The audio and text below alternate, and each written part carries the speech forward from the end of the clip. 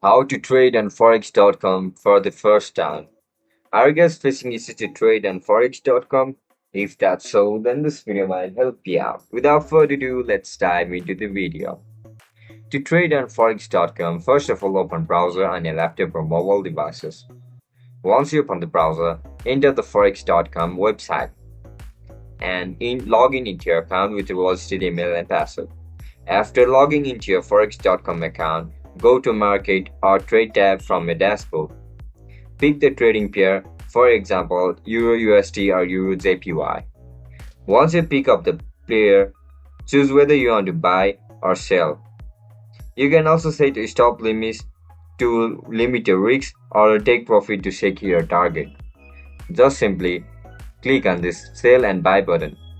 If you feel like market is going uptrend, just simply tap and buy. After you click on buy, you need to write down the lot size. Just write it down according to risk management.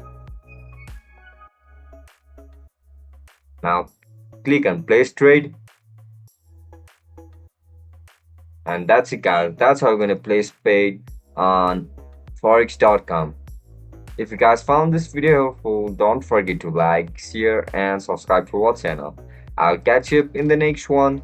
Bye bye.